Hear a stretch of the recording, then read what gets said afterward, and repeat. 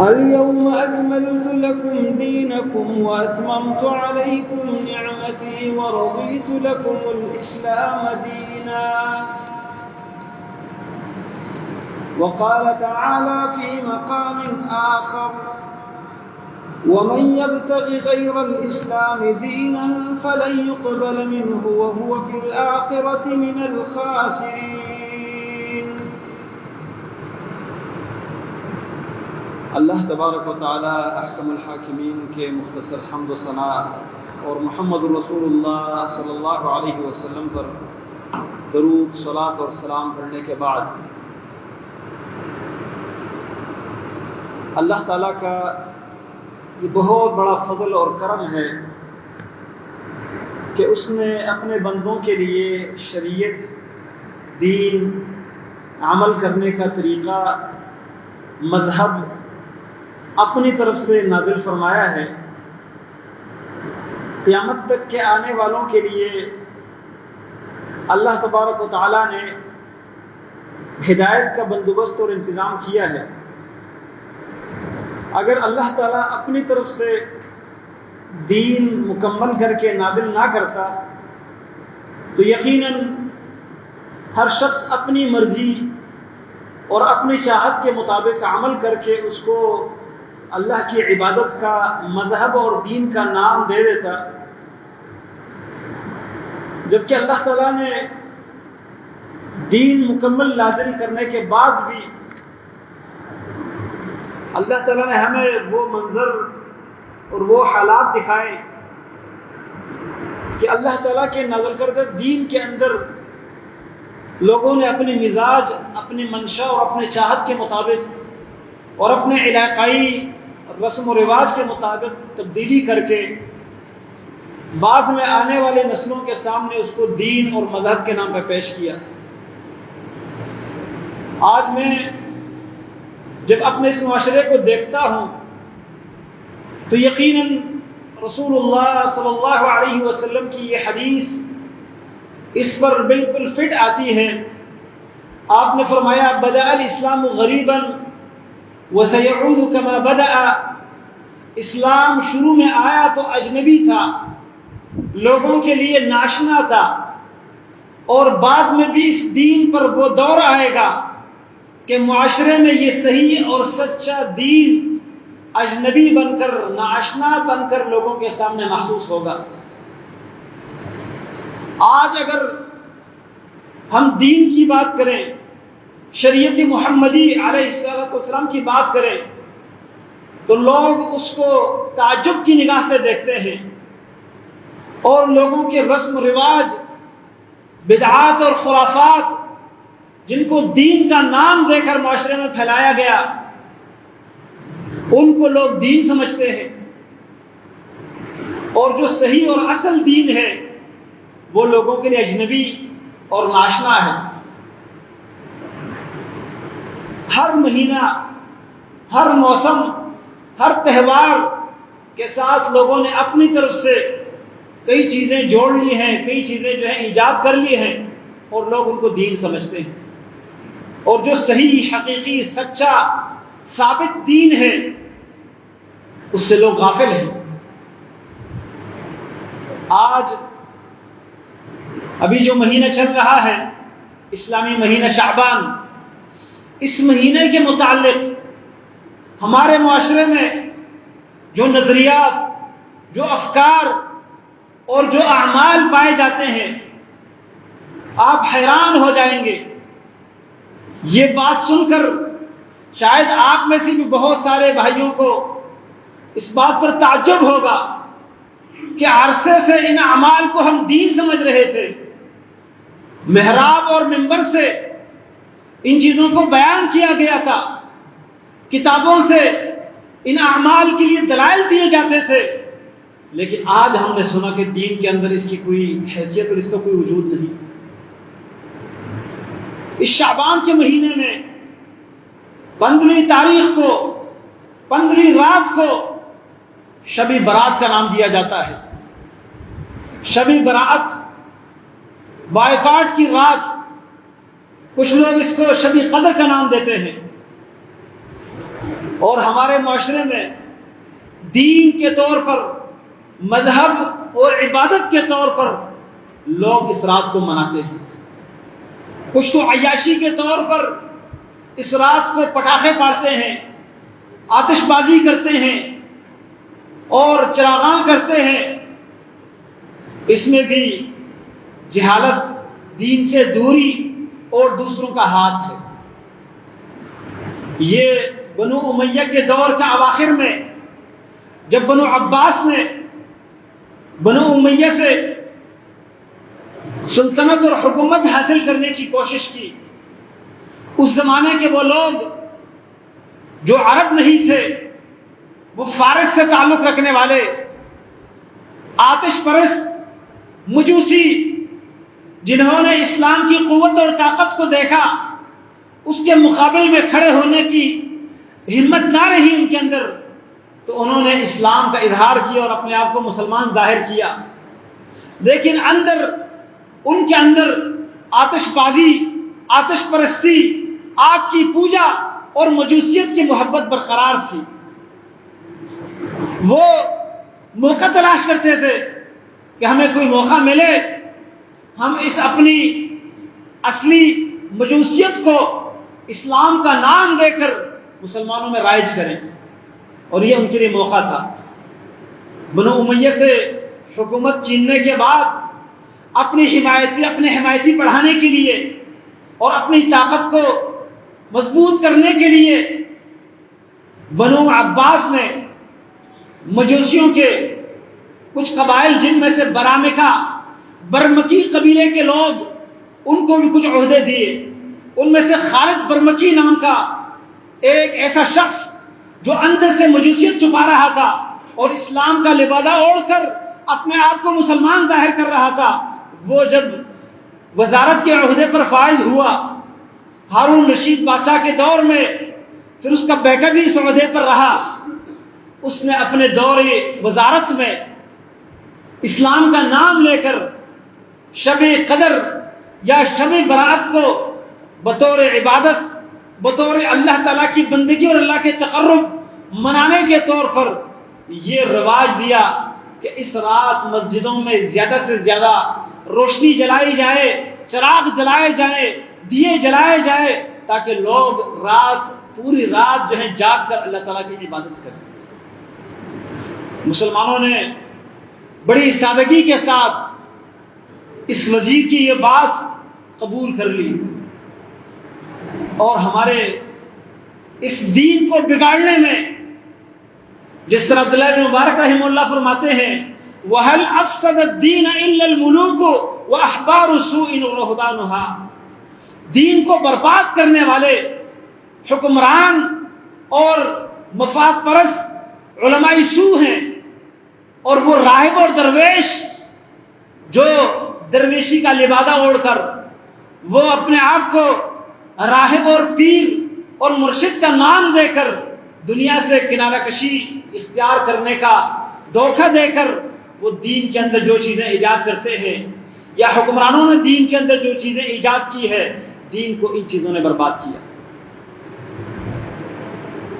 آج بھی ہم اگر دیکھیں تو جس معاشرے میں جس مذہب اور مسلک کے لوگوں کی حکومت رہی ہے، وہیں پر ان کا چرچا ہے، ان کے مذہب اور منہج کا غلبہ ہے۔ آپ اندلس کی طرف دیکھیں، سودان میں دیکھیں، مغرب اور تونس میں دیکھیں، پاک اور ہند میں دیکھیں، جس مسلک کے لوگ سرکاری مناصب پر فائز رہے، انہی کا وہاں پر راج رہا، انہی کی حکومت رہی، انہی کا غلبہ رہا۔ جس سے ایک آسان مثال دی جاتی ہے، جس کی لاٹھی اس کی بہن سے۔ آج اگر سعودی عرب میں ہم دیکھتے ہیں کہ مزاروں کو لوگ نہیں پوجتے، وہاں پر جگہ جگہ اور آئے دن مختلف بدعات رونما نہیں ہوتے، اگرچہ دین کے اندر کمزوری، کمی، دشمن کا خوف ان کے اندر بھی موجود ہے، اور مال کی وسعت کی وجہ سے کچھ عیاشی ان کے اندر بھی آ چکی ہے، لیکن پھر بھی عقیدے کے اندر اعمال کے اندر بدعات کا، خرافات کا ایسا رجحان نہیں جس طرح ہمارے ہاں ہے۔ اس کی وجہ کیا ہے؟ وہاں پر ملک عبدالعزیز کے وقت اور ان سے پہلے محمد بن سعود کے دور میں علماء کو اہمیت رہی، کتاب اور سنت کو کچھ اہمیت دیتے تھے، فیصلہ اور بات کرنے کے لیے کتاب اور سنت سے رہنمائی لیتے تھے۔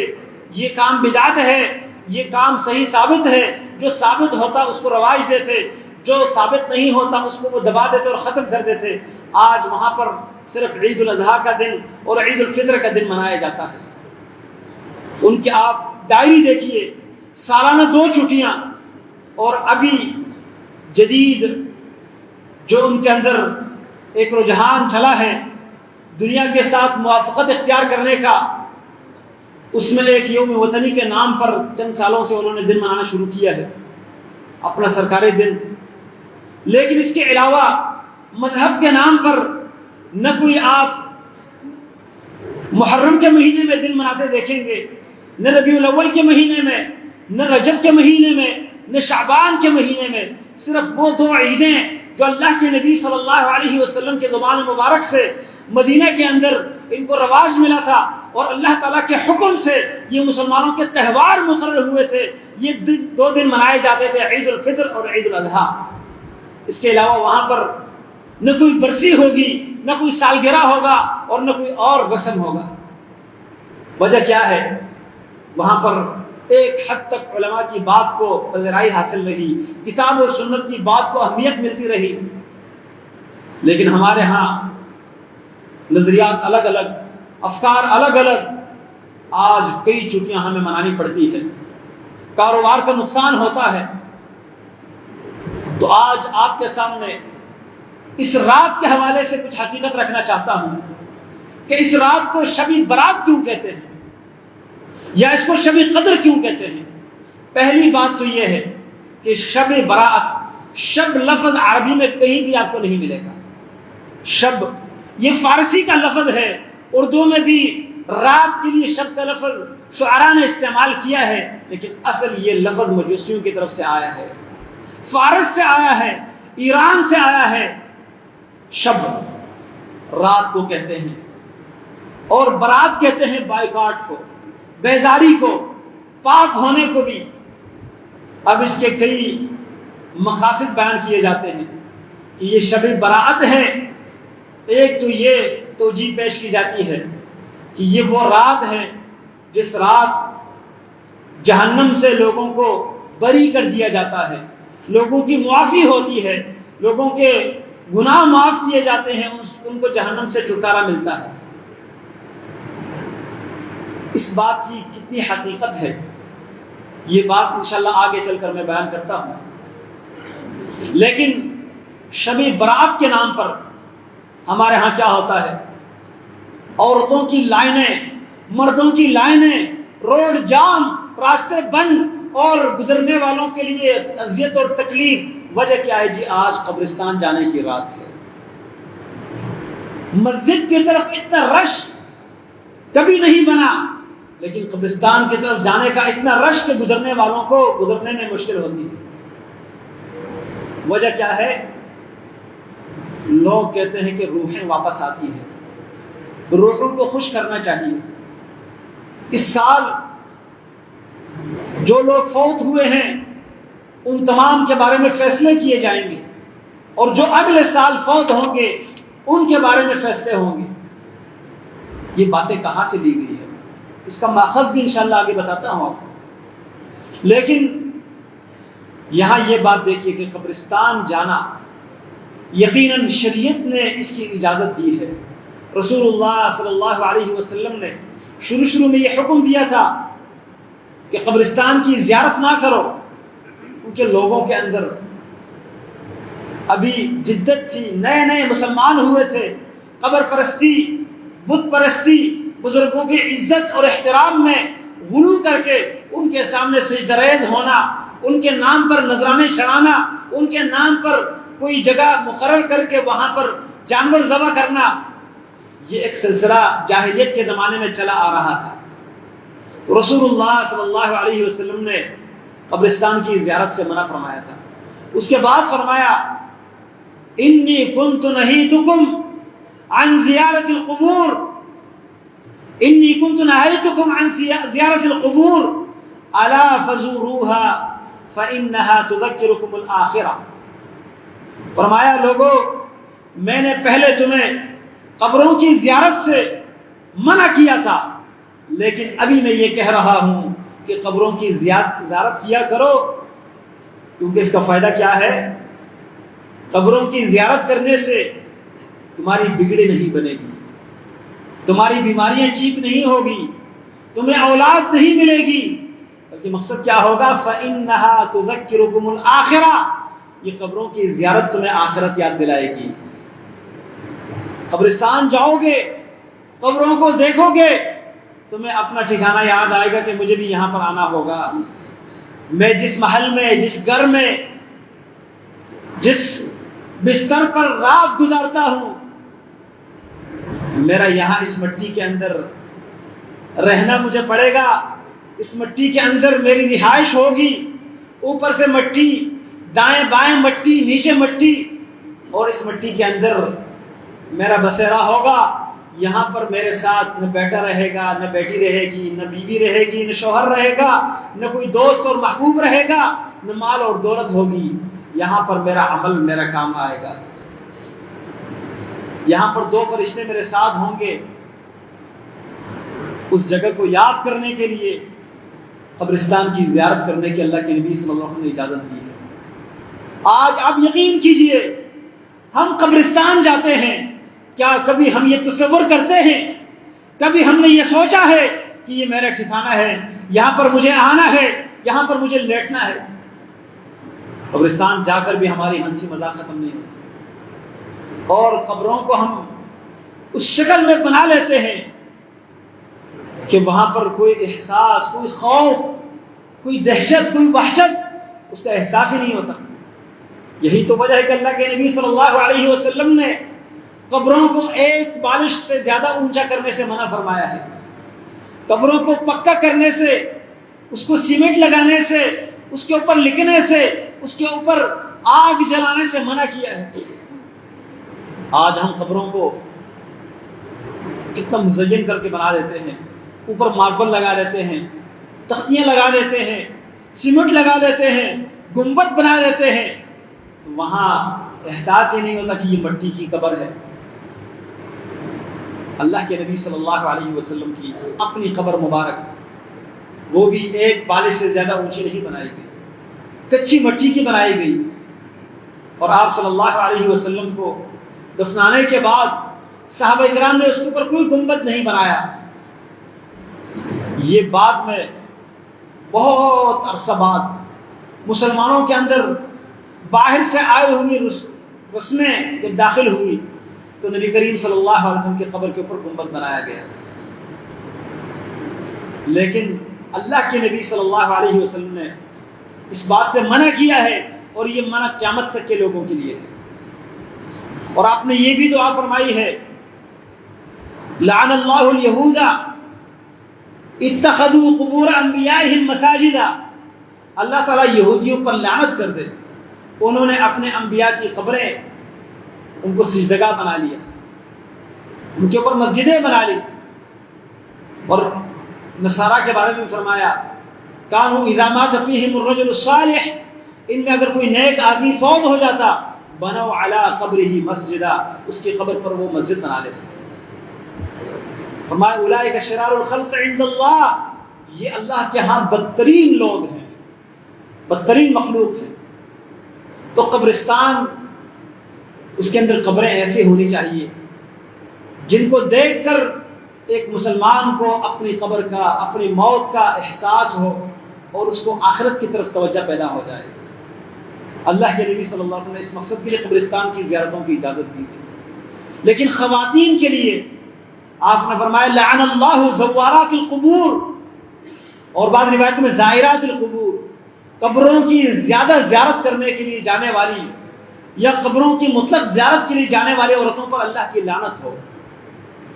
اس رات ہماری عورتیں مردوں سے زیادہ جاتی ہیں. قبروں کی زیارت کے لیے جاتی ہے، لیکن عید کی طرح، تہوار کی طرح خوبصورت چمک دمک کے ساتھ میک اپ کر کے، خوبصورت کپڑے پہن کر، مکمل چہرے کو اور بالوں کو ننگا کر کے، بے پردگی کا مظاہرہ کرتے ہوئے جوان لڑکیاں، عورتیں، اللہ اکبر،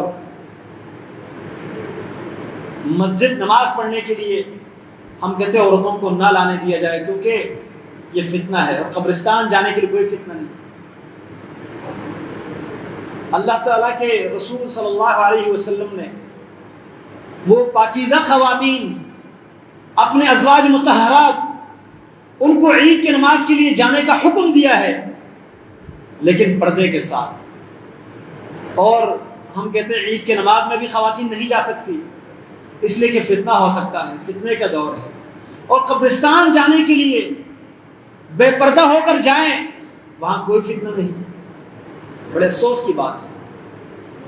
پھر قبرستان جا کر وہ رونا، چیخنا، چلانا، قبروں والوں سے مانگنا، ان کے اوپر پھول اور اگربتیاں اور دیگر چیزیں، مٹھائیاں وغیرہ رکھنا، یہ سب کچھ کیا ہے؟ مال کا ضیاع ہے، اسلام سے اس کا کوئی تعلق نہیں۔ ہم نے کیا کیا؟ اس رسم کو اتنا رواج دیا ہے، اور حقیقت یہ ہے کہ یہ علاقائی رسم، یہ بر صغیر میں ہے، پاکستان اور ہندوستان، پاک و ہند میں، بلکہ پاکستان کے بہت سارے علاقے جہاں پر اس رسم نے ابھی تک جگہ نہیں پکڑی۔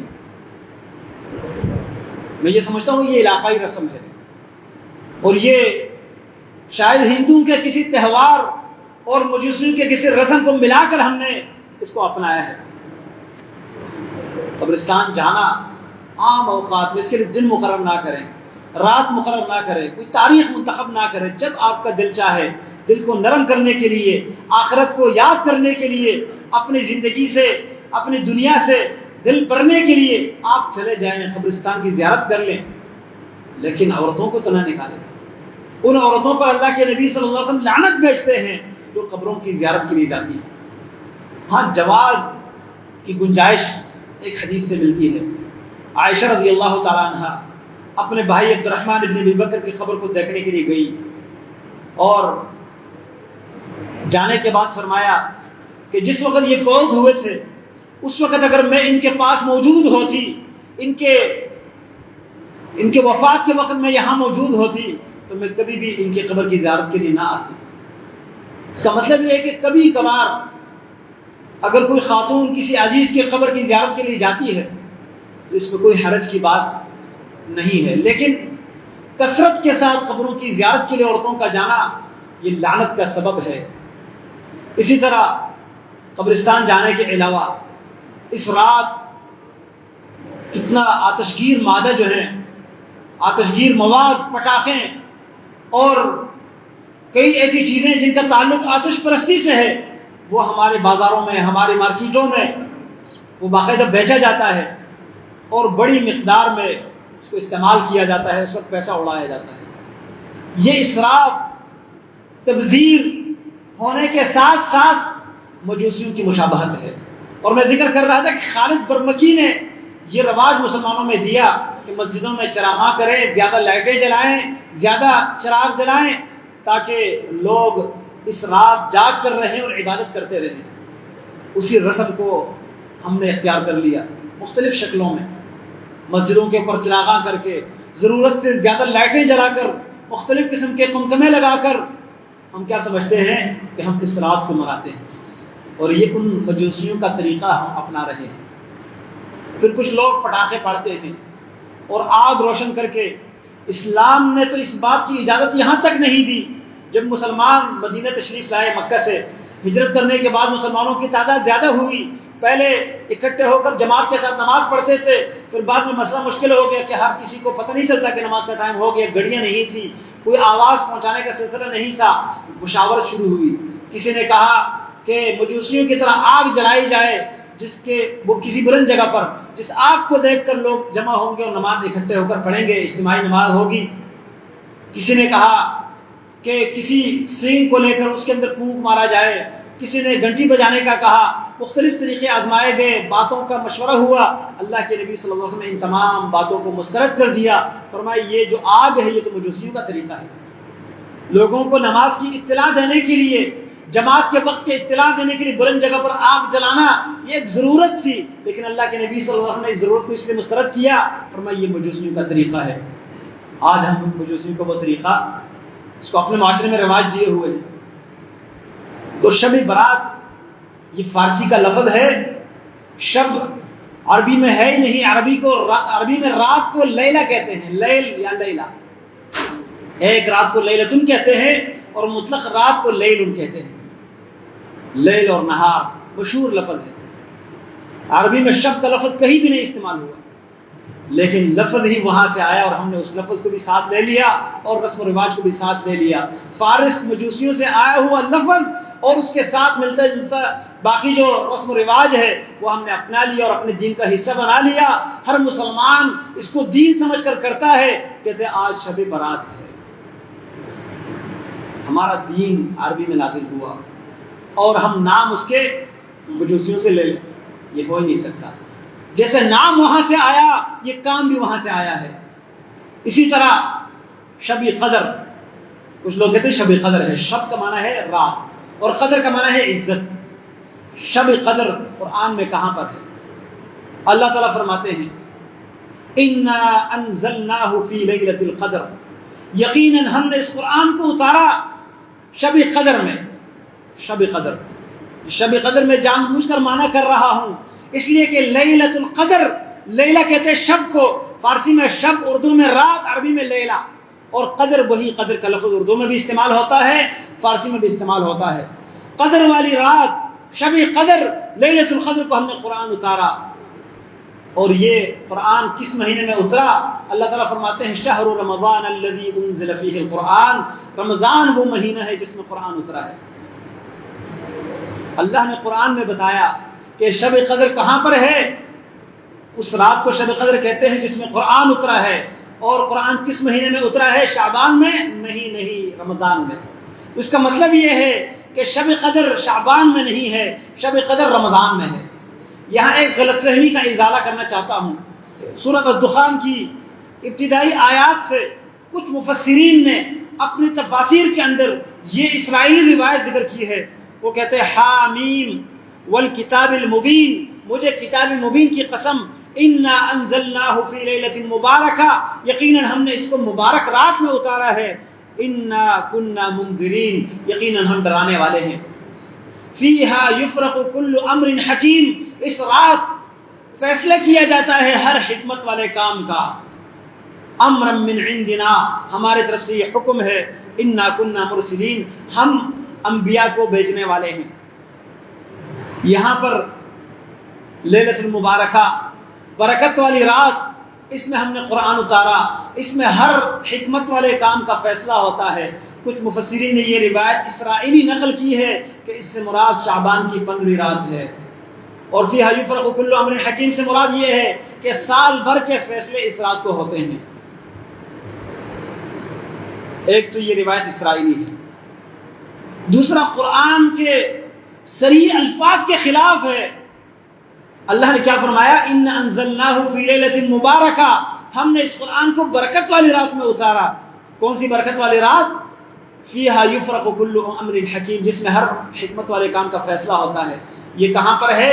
اسی لیلۃ القدر کے اندر، ان انزلناہ فی لیلۃ مبارکہ، ان انزلناہ فی لیلۃ القدر، اس کو یہاں مبارک رات کہتے ہیں، وہاں پر لیلۃ القدر کہتے ہیں، اور یہ لیلۃ القدر، لیلۃ المبارکہ ایک ہی رات ہے جس کو ہم شب قدر کہتے ہیں، جس کو عربی میں لیلۃ القدر کہتے ہیں، جس کو اللہ تعالیٰ نے رمضان کے آخری طاق راتوں میں چھپایا ہوا ہے۔ پہلے اس کا علم اللہ کے نبی صلی اللہ علیہ وسلم کو اللہ نے دیا تھا، لوگوں کے اختلاف کی وجہ سے اللہ تعالیٰ نے اس کا علم چھپایا، اور اللہ کے نبی صلی اللہ علیہ وسلم نے فرمایا التمسوها فی العشر الاواخر من رمضان، آخری 10 راتوں میں جو رمضان کے ہیں ان میں یہ رات تلاش کرو۔ اور قرآن کی سورۃ البقرہ کی آیات یہ بتاتی ہے کہ شہر رمضان الذی انزل فیہ القرآن، یہاں سورۃ الدخان کی آیات میں یہ ہے کہ اس قرآن کو ہم نے برکت والی رات میں اتارا، اور اس رات میں ہر حکمت والے کام کے فیصلے ہوتے ہیں. وہ فیصلے کس رات ہوتے ہیں؟ جس رات قرآن اترا ہے. اور وہ رات کہاں پر ہے؟ رمضان کے مہینے میں ہے، شعبان میں نہیں ہے. لہذا قرآن کے واضح الفاظ سے یہ ثابت ہوا کہ لیلۃ القدر، شب قدر، یہ رمضان میں ہے، شعبان میں نہیں ہے. لہذا 15 شعبان کے بارے میں یہ کہنا کہ اس رات فیصلے ہوتے ہیں، یہ بات اس آیات کے خلاف ہے. یہ فیصلے ہوتے ہیں. اللہ تعالیٰ نے وہاں پر بھی فرمایا تنزل الملائکۃ والروح فیہا من کل امر.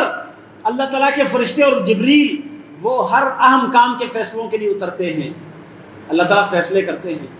سال بھر کے فرشتوں کی ڈیوٹی لگائی جاتی ہے، فلاں کام کرنا ہے، فلاں کام کرنا ہے، اس سال یہ کام انجام دینا ہے. یہ فیصلے ہوتے ہیں، لیکن یہ اس رات نہیں. یہ شعبان کے مہینے کی 15 تاریخ کی رات نہیں، بلکہ یہ رمضان کی لیلۃ القدر میں ہوتے ہیں. اس کے بعد ہمارے ہاں یہ رواج پا گیا ہے کہ جی یہ شب قدر ہے، لہذا اس رات جاگ کر رہنا چاہیے، اس دن کو روزہ رکھنا چاہیے. اس رات کے صلاۃ الفیہ 1000 رکعتوں کی نماز، اسی طرح عجیب عجیب نماز جس میں سورۃ البقرہ کی سورۃ فاتحہ کی تلاوت 1 دفعہ، سورۃ قل هو اللہ احد کی تلاوت 10 دفعہ، بعض روایت میں 30 دفعہ، بعض میں اس سے بھی زیادہ. یہ مختلف روایت اس کے بارے میں گڑھی گئی ہے. مختلف احادیث کا نام دے کر من گڑت روایت کو ایجاد کیا گیا ہے تاکہ لوگوں کو اصلی لیلۃ القدر سے غافل کر دیں. فرض نماز میں مسجد میں اتنا رش نہیں ہوتا اور ان من گڑت روایت کو بنیاد بنا کر ہماری مسجدیں بری ہوتی ہیں. لیلۃ القدر میں بازاروں میں جتنا رش ہوتا ہے، مسجدوں میں اتنے لوگ آپ کو نظر نہیں آئیں گے. جس رات کو جاگنے کے لیے اللہ کے نبی نے خود اپنے عمل سے بھی ثابت کر کے بتایا ہے، اپنی زبان سے بھی ہمیں ترغیب دی ہے. اور اس رات کے بارے میں کوئی ایک حدیث صحیح ثابت نہیں ہے جس کو اللہ کے نبی صلی اللہ علیہ وسلم نے یہ بتایا ہو کہ اس رات کو جاگ کر رہو، اس دن کا روزہ رکھو. جتنی بھی روایت پیش کی جاتی ہے محدثین نے من گڑت روایت کے مجموعات میں ان روایت کو جمع کیا ہے. آپ العلل المتناہیہ فی الاحادیث الواہیہ امام ابن جوزی کی کتاب کو دیکھیے، اسی طرح امام سخاوی کی کتاب، ملا علی قاری الحنفی کی کتاب، دیگر علماء جنہوں نے موضوع اور من گڑت روایت کے بارے میں کتابیں لکھی ہیں، ان کے اندر یہ حدیث آپ پائیں گے. صرف ایک روایت کو شیخ البانی رحمہ اللہ صحیح کہتے ہیں، جن کو باقی محدثین بھی ضعیف کہتے ہیں. اور اس روایت سے کیا ثابت ہوتا ہے؟ فرمایا یہ شعبان کی 15ویں رات کو اللہ تعالیٰ اپنے بندوں کی طرف خاص توجہ فرماتے ہیں اور اپنے تمام بندوں کو بخش دیتا ہے، سوائے 2 قسم کے لوگوں کے.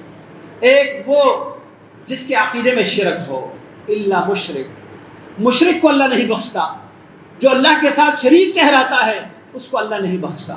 او مشاحن، یا کسی مسلمان سے بغض، دشمنی، دل کے اندر کینہ اور حسد رکھنے والا، اس کو اللہ نہیں بخشتا. جس کا کسی سے تعلق کٹا ہوا ہے، اس سے بات چیت نہیں کرتا مسلمان سے، اس کو اللہ نہیں بخشتا. یہ حدیث اگر صحیح بھی تسلیم کر لی جائے، بہت سے محدثین نے اس کو ضعیف کہا ہے. شیخ البانی کا یہ جو اس پر صحت کا فتویٰ ہے، اس کو مسترد کیا بہت سارے محدثین نے. لیکن اگر ہم اس کو صحیح تسلیم کر لیں، اس سے کیا ثابت ہوتا ہے؟ اس رات کو جاگ کر رہنا، اس رات کے کسی خاص عبادت کی اہمیت نہیں، اس رات کو ایک خاص عمل کی اہمیت ثابت ہوتی ہے. وہ کیا ہے؟